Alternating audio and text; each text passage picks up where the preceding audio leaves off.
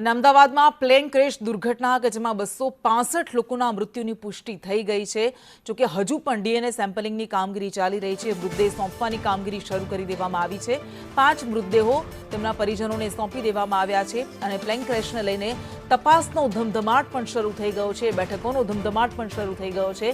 એફએસએલની team ઘટના સ્થળે પહોંચી હતી અને સેમ્પલ્સ લીધા હતા। ત્યાંથી એક એક પુરાવા ભેગા કરવામાં આવ્યા અને તેના આધારે તપાસ શરૂ કરવામાં આવશે કે આટલી મોટી દુર્ઘટના આખરે બને કેવી રીતે। તો કેન્દ્રીય એજન્સીઓ પણ દુર્ઘટનાને લઈને તપાસ કરશે। પ્રધાનમંત્રી નરેન્દ્ર મોદી પણ સવારે દુર્ઘટના સ્થળની મુલાકાતે પહોંચ્યા હતા અને ત્યારબાદ સિવિલ હોસ્પિટલમાં ઇજાગ્રસ્તોના ખબર અંતર તેમણે પૂછ્યા હતા। એરપોર્ટ ખાતે અધિકારીઓ સાથે તેમણે સમીક્ષા બેઠક કરી હતી। આ દુર્ઘટનામાં ગુજરાતને ખૂબ મોટી ખોટ પડી કારણ કે પૂર્વ મુખ્યમંત્રી વિજય રૂપાણીનું નિધન થયું છે। પીએમ મોદીએ તેમના પત્ની અંજલિ રૂપાણી સાથે મુલાકાત કરી તો મૃતદેહની ઓળખ માટે ડીએનએ ટેસ્ટ કરવામાં આવી રહ્યા છે અને ડીએનએ રિપોર્ટ બાદ મૃતદેહ સોંપવામાં આવશે। લગભગ અંદાજિત કારણ કે આ મૃતદેહો એવી વિક્ષત હાલતમાં મળી આવ્યા છે, સંપૂર્ણપણે કેટલાક શબ સળગી ગયા છે, તેના કારણે એ સંભાવના છે કે હજુ 2-3 દિવસ લાગશે સંપૂર્ણ કામગીરી પૂરી થતા। કારણ કે જે લોકો વિદેશમાં વસતા હતા તેમના પરિજનો અહીંયા મૃત્યુ પામ્યા છે, એ અહીંયા આવ્યા છે, આવી રહ્યા છે, એરપોર્ટ ખાતે પહોંચી રહ્યા છે। તેમના ડીએનએ સેમ્પલ્સ લેવામાં આવશે, ત્યારબાદ મેચિંગ કરવામાં આવશે અને ખબર પડશે કે કેટલા મૃતદેહોની ઓળખ થઈ શકી છે। કારણ કે અત્યારે એવી હાલતમાં મૃતદેહો છે કે તેને ઓળખી શકાય એવી સ્થિતિમાં નથી અને પરિણામે એકમાત્ર વિકલ્પ એ ડીએનએ સેમ્પલિંગનો છે। ડીએનએ સેમ્પલિંગ અને ડીએનએ મેચિંગ કરવામાં આવશે, ત્યારબાદ પરિવારજનોને મૃતદેહો સોંપવામાં આવશે। અત્યાર સુધીમાં 5 મૃતદેહ પરિવારજનોને સોંપવામાં આવ્યા છે। તો કેટલાક ડોક્ટર્સ, કારણ કે આ ડોક્ટરની ઇમારતમાં પ્લેન ક્રેશ થયું હતું, એમના મેસમાં હોસ્ટેલમાં ક્રેશ થયું હતું અને એના કારણે કેટલાક ડોક્ટર્સ કે જેઓ મૃત્યુ પામ્યા હતા તેમના મૃતદેહોને સોંપવામાં આવ્યા છે। 3 મૃતદેહ, ખાસ કરીને 2 ભાવનગરના ડોક્ટર હતા, એક ગ્વાલિયરનો એ વિદ્યાર્થી કે જે અહીંયા મેડિકલ અભ્યાસ કરી રહ્યો હતો, તેમના મૃતદેહોને સોંપવામાં આવી રહ્યા છે। એટલે અત્યાર સુધીમાં 5 મૃતદેહો પરિવારજનોને સોંપી દેવામાં આવ્યા છે।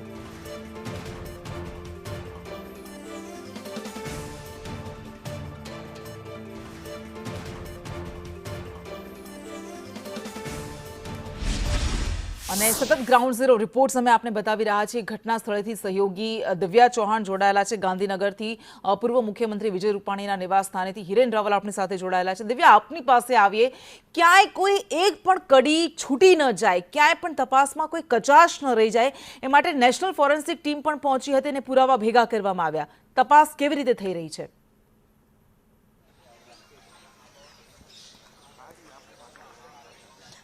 કોઈ પણ બાકી ભૂલ ન રહી જાય, કોઈ તપાસમાં થોડીક પણ ભૂલ કચાશ ન રહી જાય, તે માટેની જે તપાસ છે તે કરવામાં આવી છે। નેશનલ ફોરેન્સિક ટીમ પણ અહીંયા પહોંચી હતી, એરલાઇન્સના ટેકનિકલ હેડ પણ અહીંયા પહોંચ્યા હતા। વડાપ્રધાન નરેન્દ્ર મોદી જ્યારે અહીંયા આવ્યા ત્યારે તમામ જે તપાસનો રિપોર્ટ છે તે પણ સોંપવામાં આવ્યો હતો। આ સાથે જ અમદાવાદ એરપોર્ટ ઉપર પણ સમીક્ષા બેઠક વડાપ્રધાન દ્વારા કરવામાં આવી હતી।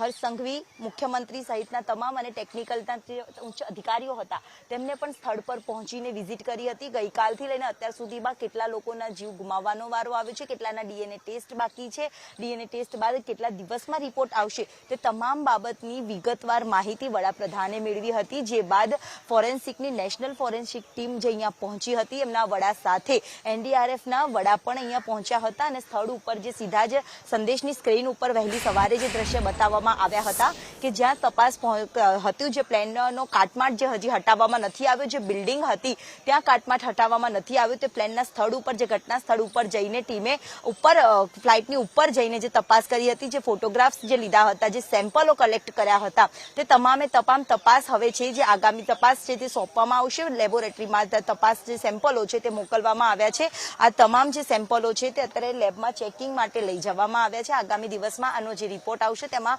અનેક બાબતોના ખુલાસા થઈ શકે તેવી સંભાવનાઓ જોવા મળી રહી છે, કારણ કે દરેક ડિપાર્ટમેન્ટના અધિકારીઓ છે તેમનો સહયોગ લેવામાં આવ્યો હતો, ક્યાંય કોઈ કચાશ ન રહી જાય તે માટે ખાસ ધ્યાન રાખવામાં આવ્યું હતું। તો બીજી તરફ એક મેચમાં જે બહેન જે નોકરી કરતા હતા તે પણ અહીંયા જે રસોઈ કરતા હતા, તેમનો પરિવાર પણ અહીંયા જે પહોંચીને હોબાળો કરવા માટે પહોંચ્યો હતો કે પોતાના સ્વજન મળી જાય। અત્યાર સુધીમાં અનેક લોકો લાપતા હોવાનું સામે આવ્યું છે, જ્યાં એક મહિલા પણ અહીંયા ટીવી સ્ક્રીન ઉપર જોઈ શકાય છે કે જે પોતાના પરિવારને શોધતી ગઈકાલથી અહીંયા આ જ હાલતમાં બેઠી છે, એટલે કે જે પોતાના સ્વજનને શોધતી કરતા જે તમામ લોકો છે તે પોતે એક આક્રંદ પણ હોસ્પિટલની બહાર હોય કે પછી ઘટના સ્થળની બહાર હોય ત્યાં જોવા મળી રહ્યું છે. પ્રત્યક્ષદર્શીઓએ પણ પોતાની વેદના છે તે સંદેશ સમક્ષ વ્યક્ત કરી હતી. કેવા પ્રકારની ઘટના બની હતી, જાણે કે કોઈ ભૂકંપ આવ્યો હોય કે પછી કોઈ આગ લાગી હોય કે કોઈ મોટો અકસ્માત થયો હોય તેવો એક અવાજ આવ્યો હતો અને અવાજ આવ્યા બાદ જે સ્થળ ઉપર પહોંચે છે ત્યારે आप लोग फिर से जाएंगे अंदर, एफएसएल की टीम अंदर जाएगी फिर से? नहीं एफएसएल की आएगी आएगी आप लोग ने अंदर क्या क्या किया सर? एनएसजी की टीम ने क्या नहीं किया? मैं एनएजी से नहीं हूँ पुलिस गुजरात पुलिस नहीं मैं एटीएस से हूँ एटीएस से यस सर आप एटीएस से हैं? गुजरात एटीएस की टीम सर क्या प्राथमिक एक लाइन बता दें. नहीं वो मैं नहीं करूँ आधार की बात कर रहे हैं ATS का? गुजरात एटीएस की टीम તપાસ કરવામાં આવી રહી છે, પુરાવા ભેગા કરવામાં આવી રહ્યા છે. સંવાદદાતા પ્રતીક જાદવ સિવિલ હોસ્પિટલથી આપણી સાથે જોડાઈ ગયા છે.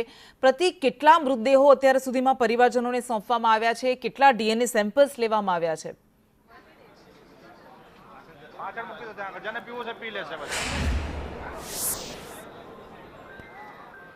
જી પ્રતીક.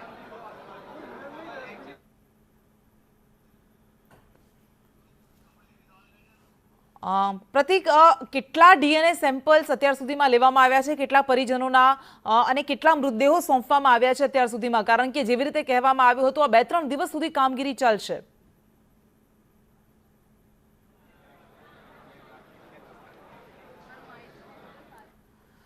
તો આ બે દ્રશ્યો મેં આપને બતાવી રહ્યા છે, ઘટના સ્થળના દ્રશ્યો છે. એક તરફ પુરાવા ભેગા કરવામાં આવી રહ્યા છે. પ્લેન ક્રેશ થયું હતું કાટમાળ, હજુ પણ આપ જોઈ શકો છો કે કેટલોક ભાગ પ્લેનનો હજુ પણ ઘટના સ્થળે પડ્યો છે અને સિવિલ હોસ્પિટલમાં બીજુ બાજુ ડીએનએ લેવાની કામગીરી ચાલી રહી છે. પ્રતીક.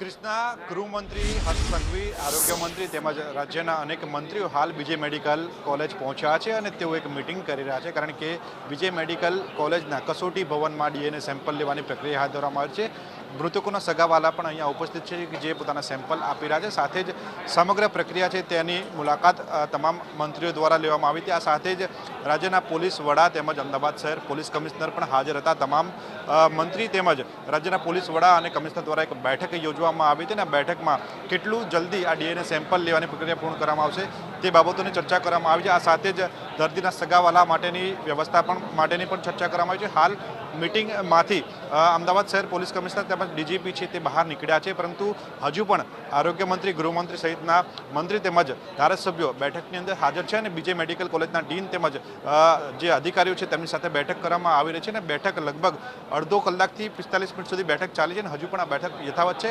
બેઠક પૂર્ણ થયા બાદ ગૃહમંત્રી છે તે મીડિયાને સંબોધન કરશે અને અત્યાર સુધીમાં કેટલા ડીએનએ લેવાની પ્રક્રિયા પૂર્ણ કરવામાં આવી છે અને કેટલા ડીએનએ લેવાની પ્રક્રિયા બાકી છે તે તમામ બાબતો ઉપર બ્રીફ કરશે અને માહિતી આપશે કે ક્યાં સુધીમાં આ પ્રક્રિયા પૂર્ણ થશે ને મૃતદેહ સોંપવાની જે પ્રક્રિયા છે તેમાં કયા પ્રકારની કામગીરી કરવામાં આવશે. તમામ બાબતોને લઈને ગૃહમંત્રી આગામી 10 થી 15 મિનિટમાં મીડિયાને સંબોધન કરશે. જી બિલકુલ, એટલે ગૃહ રાજ્યમંત્રી હર્ષ સંઘવી કે જે થોડા સમયમાં તમામ વિગતો આપશે. હિરેન રાવલ આપણી સાથે જોડાયેલા છે ગાંધીનગરથી. હિરેન, ડીએનએ સેમ્પલ્સ લેવામાં આવી રહ્યા છે, ટેસ્ટિંગ કરવામાં આવી રહ્યું છે અને મેચ કરવાની પ્રોસેસ ચાલી રહી છે, પરંતુ કારણ કે આપણે જોયું હતું કે રાજકોટમાં કેવી રીતે 2-3 દિવસ સુધી લાગ્યા હતા, મૃતદેહો ઓળખી શકાય ન હોય એવી સ્થિતિ હોય ત્યારે ડીએનએ પ્રોસેસ એકમાત્ર વિકલ્પ રહેતો હોય છે. આપ ગાંધીનગર છો, પૂર્વ મુખ્યમંત્રી વિજય રૂપાણીના નિવાસ સ્થાને. આ એક ખૂબ મોટી ખોટ ગુજરાતને પણ પડી છે, પરંતુ એમના સ્નેહીજનો શું કહી રહ્યા છે? ઘણા બધા નેતાઓના સંસ્મરણો આપણે સાંભળ્યા મુખ્યમંત્રી વિજય રૂપાણી સાથેના. જો સ્વાભાવિક રીતે સૌરાષ્ટ્રમાં સૌથી વધુ લાંબો સમય સુધી સંગઠનમાં કોઈએ કામ કર્યું હોય અથવા તો સંગઠનની અંદર મહામંત્રીની પોસ્ટ એવી છે કે પ્રદેશના મહામંત્રી નીચેના સ્તર સુધીના કાર્યકર્તા સાથે તેનો સંબંધ રહેતો હોય છે ને આ વિજયભાઈએ લાંબા સમય સુધી સૌરાષ્ટ્ર ઝોનના સૌરાષ્ટ્ર અને કચ્છ ઝોનના મહામંત્રી તરીકે ત્યાં લાંબો સમય કામ કર્યું છે. અખિલ ભારતીય વિદ્યાર્થી પરિષદ અને રાષ્ટ્રીય સ્વયંસેવક સંઘ આ બંને સંસ્થાઓમાં પણ એમણે ત્યાં શરૂઆતના પોતાના વિદ્યાર્થી કાળ સમયમાં કામ કરેલું છે અને એટલે જ રાજકોટથી લઈ અને સૌરાષ્ટ્રના છેવાડાના માનવી સુધી એમના સંબંધો આજે પણ યથાવત છે. તેમના કેટલાક મુખ્યમંત્રી તરીકેના તેમના જે કાર્યકાળ સમયના જે સંસ્મરણો છે કે પોતે મુખ્યમંત્રી હોવા છતાં સ્થાનિક નગરપાલિકાઓની અથવા તો કોર્પોરેશનની ચૂંટણીમાં પોતાના વોર્ડની અંદરની શું વ્યવસ્થા છે, પોતાના વોર્ડમાં ચૂંટણી પ્રચાર કેવી રીતે થઈ રહ્યો છે એ બાબતની ચિંતા પણ તેઓ પોતાના મુખ્યમંત્રી તરીકે ગાંધીનગર બેઠા બેઠા કરતા હતા અને એ જ એક કાર્યકર્તાની આ ભારતીય જનતા પાર્ટીની અંદર એક ખૂબી રહેલી છે અને એવા જ આ વિજયભાઈ પણ પોતાના